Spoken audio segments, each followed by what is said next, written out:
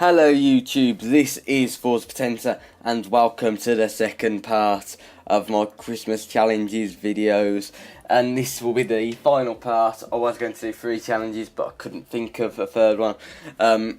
Anyway, here is the car I'm going to be driving for today's challenge. I should probably say what the challenge is as you look at the pictures of this Ford Focus RS. Today's challenge, this car is in B class. I'm going to put it up against some A-class cars and see what I can do in the... I had a name for it. The Backmarker challenge, as the video is going to be called. So, as you can see, here's a few stats about this car. It's got 300 horsepower, 318 torque. Comes in at B500 and is front-wheel drive. Just thought I'd quickly show you this. But here is the event I'm going to do. I've thought this through in a way because I wanted to see if I could find a track that I might actually be able to do well at, because it might suit a bit of a slower car. And I found one in the Asia Semi-Pro Asian Tour, whatever it's called, Tsukuba circuit. That is suited to this car, I reckon. So here we are, as we about to go into the race. So here we are now. I've loaded up on the Tsukuba circuit, and as you can see on the starting grid, all of these cars are towards the top, if not at the right top of A-class. So this is going to be fun, isn't it? Should be very fun indeed. So as the car lines up on the grid, yeah, you've seen this, I'm sure. Engine revving, 3, 2, 1, and we're away now. And everybody just gets past us at the start. It's a terrible start. I can't launch very well on this game. I can't launch very well on any game. I don't know how to do it. I can never get the revs just right, and I always end up wheel spinning. Into the first corner, we've gained a couple of positions back. We're back where we started in 6th, and the Skyline's braking extremely early there so we can get through.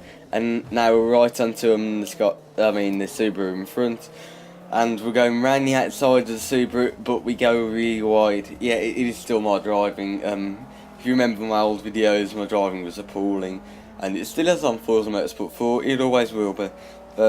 Anyway, we make another mistake now, hitting the wall with quite a bit of force really. Skyline gets back through, but we dive up the inside of him. And as you can see there, I think that one of the Honda NSX cars went a bit off. But it's alright, we were into 4th. We're doing alright. I wasn't sure if this car would be completely uncompetitive. Look, I've seen cars be completely uncompetitive in the same class. Like it's only about 30 pi away. It was between this Astra in B class that I built and another car in B class. I think it was Renault Clio V6 in B class, so completely far apart. But we're doing all right. Considering this is 100 pi difference with most of these cars, we're doing all right. We're running in 4th. Part of it's down to Tsukuba, partly because I'm so good at it. Tsukuba's one of my stronger circuits on any racing game really. It's one of the ones that I know the most. It's one of the ones that I can get the best out of a car, and I'm alright with the braking zones, whereas the AI maybe brake a bit too soon. Just as I say, I'm alright with the braking zones, I have to go off. It wouldn't be me if I didn't, would it? I'm doing this afterwards, so the commentary's being done afterwards. Sometimes I need to sort of multitask with the iPad. But as we dive down there, the inside of that Subaru Impreza, the NSX in front goes wide, but we're still nowhere near making a move. And you can see the amount of speed he has on that straight in comparison to us. We really don't have a lot of straight line speed, but it's a cornering speed here. You can see how quickly we're going. It's as if we're zooming in on the rear bumper, like as we keep on going closer and closer, and then the mistake puts us off, of course. The awkward bit is being faster in the corners means that when you're faster, there's only one line you can take, and that can be a pain when trying to overtake another car. So here we are now, on to lap 3. We're through the hairpin and coming up to this chicane here, and we're coming up to the second hairpin of the 3 on this circuit. And we're a bit wide there. We always go a bit deep into that corner. I always find myself going deep, I can't help it. And now coming on to the apex for this corner, and we got it a bit wrong. We were a bit wide, but we can carry the speed a little bit there, and we make the run now up towards the hairpin.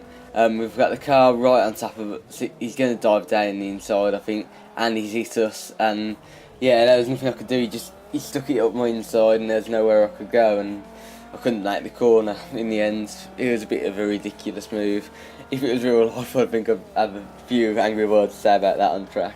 But yeah, it's only a game. It's just the AI. They're made to be a bit aggressive, and sometimes they make mistakes.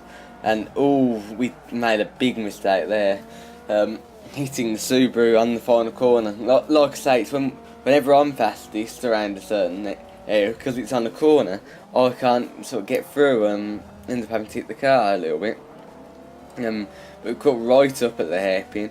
We're right at the back now, and sometimes they break through the chicane, or they break early into this corner. That's what they've done again, both of them, and you can see the deformation gradually happening there on that rear wing. That was incredible to watch. But when you watch it now, like, it looks completely out of shape. Like, it's a little bit dented, but it looks completely out of shape. And the other Honda NSX has gone wide. I've gone a little bit too deep there, trying to carry a bit too much speed. But it's alright, we're in second now, and with 1 lap remaining, just over, and now we're right on the back of the Honda NSX. And then you can see it just flies away, and but we just get to enough of that back end to see. Look at the damage of into that rear wing. It's completely deformed with the rest of the car, and now we are right on the back of him. We're going to get the speed through here. We've got the momentum. We can get the turn in just about. And now we're in the lead with 1 lap remaining as we come down into the hairpin. I have to be a bit tight there, and I was a bit wary of the attack after the last time, especially the way they just dived bombed me and it went badly for me. Now coming into the chicane, we're alright through there, having to brake quite heavily, and we've gone too deep, and we're off into the gravel just about. We're able to sort of rebound off the wall a little bit, but we've lost that position, and we should be able to do it. From here you think maybe we can do it, and then we go a bit wide again. Oh, this is costing us the race. But at this point I'm thinking I can get him on the last corner, and now the NSX is trying to make a move there, and we can just about fend off the NSX coming through the hairpin, and we're alright through there. If we can carry in just enough speed, we might be able to get the overtake into the final corner. But no, I think yeah, the white NSX is getting up the inside there. We're having to brake far too late. We've clipped him a bit. We've spun. That is a terrible end. It was a very good race. We could have won it if we hadn't have had that contact, 'cause we might have actually done something. But that is it. That's just the way it is at times. We finished 4th in this one. Yeah, I was really surprised about how well the car done there. It really wasn't affected too much by the class at all. But that is it for today's video. Thank you for watching, YouTube. This has been Forza Potenza.